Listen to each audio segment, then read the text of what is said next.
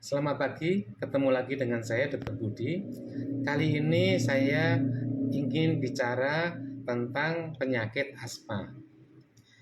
Eh, Seperti kita ketahui bahwa penyakit asma ini banyak diderita oleh kita, anak-anak, bahkan orang tua, yang memang tidak menyebabkan eh, kematian langsung, tetapi sangat mengganggu produktivitas, mengganggu aktivitas anak-anak maupun orang tua, ketidaknyamanan dan sebagainya. Dan ini berulang sering sekali seperti itu. Dan pada musim-musim tertentu bisa menjadi lebih sangat mengganggu.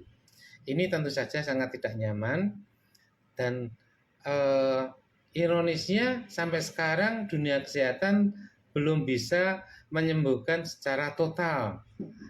Makanya kami ingin berbicara tentang kenapa kok seperti ini dan bagaimana kita ini menghadapi penyakit asma.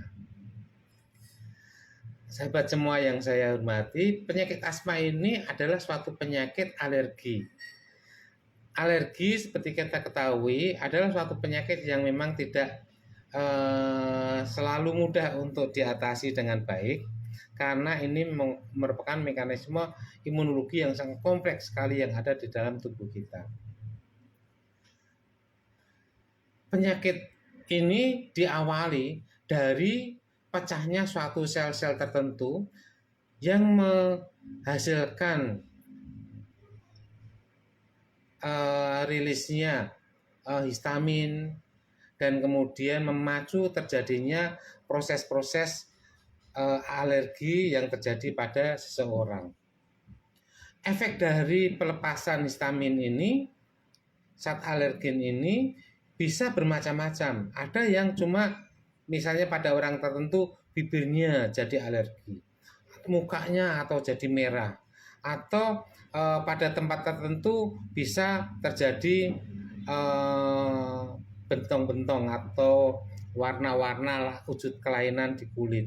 Bahkan beberapa orang bisa menyebabkan pada anak-anak dan orang dewasa tertentu itu skrotumnya bisa membengkak. Banyak sekali. Dan di antara yang paling mengganggu di asma ini yang terjadi adalah suatu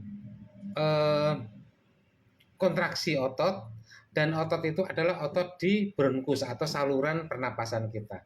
Sehingga kalau itu terjadi kontraksi, maka saluran bronkus akan menjadi semakin kecil. Ya, semakin kecil otomatis orang ini akan mengalami sesak. Terutama sesak ini terjadi terutama pada saat mengembuskan napasnya. Sehingga kalau kita dengarkan dengan seksama, napasnya ada yang tersisa dan keluar seperti suara mengik, ngik, ngik, seperti itu. Nah, inilah yang disebut asma. Asma ini dibangkitkan oleh beberapa faktor yang dalam tubuh ini bisa terbangkitkan, misalnya oleh karena makanan. Ada makanan-makanan tertentu yang bisa menyebabkan alergi sehingga membangkitkan ini. Bisa juga karena di udara ini ada kontaminan-kontaminan tertentu, yaitu misalnya adanya kutu atau tengu di debu-debu sekitar kita ini. Bahkan beberapa orang alergi terhadap spora jamur, sehingga pada musim bunga tertentu maka orang ini akan menjadi asma seperti itu. Di negara-negara pertanian yang banyak, ya, di mana dia di tengah-tengah pertanian yang masif, pertanian jagung, pertanian kapas dan sebagainya, ada asma pada musim-musim tertentu ini.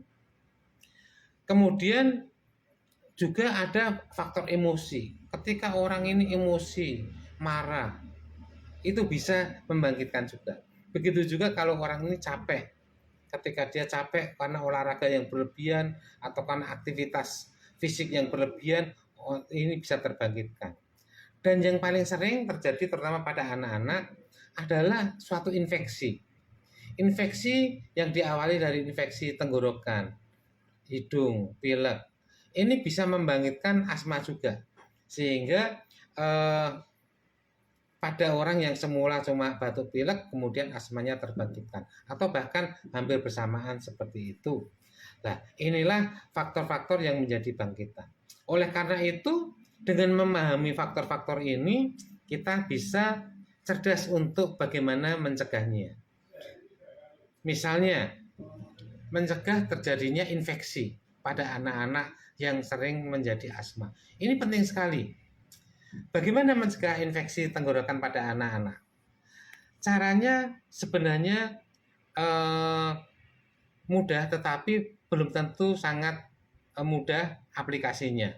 Misalnya, anak-anak itu secara naluriah suka akan minuman dingin, bahkan es, apalagi kalau musim panas, senang sekali. Sehingga ketika terjadi seseorang minum es ini, yang terjadi adalah pembuluh darah di tenggorokan itu akan mengecil secara fisika, mengecil, sehingga pengecilan ini membuat aliran darah menjadi terganggu. Akibatnya antibodi yang biasanya dibawa oleh pembuluh darah sampai ke ujung-ujung permukaan itu suplainya kurang. Pada saat yang sama, kita tahu hidung kita ini menghirup udara ratusan liter, yang udara ini bisa jadi ada kuman-kumannya nempel, yang pada normal dia bisa dimakan oleh antibodi atau natural killer cell kita, maka dia akan menjadi hidup dan dia berkembang. Nah, inilah awal terjadinya infeksi yang membuat bangkitan oleh asma. Nah, bagaimana kalau anak-anak ini sulit untuk dicegah? Makanya anak-anak seperti ini kalau habis minum dingin, sehabis anak mengaku atau kita ketahui minum es dan sebagainya, supaya anak ini disuruh kumur air hangat. Bahkan minum sedikit air hangat supaya lehernya, otot-otot pembuluh darahnya melebar lagi, sehingga antibodi cukup untuk membunuh kuman-kuman yang bertengger di sini. Begitu juga soal kecapean, soal makanan tertentu, ini tentu saja kita bisa menghindarinya.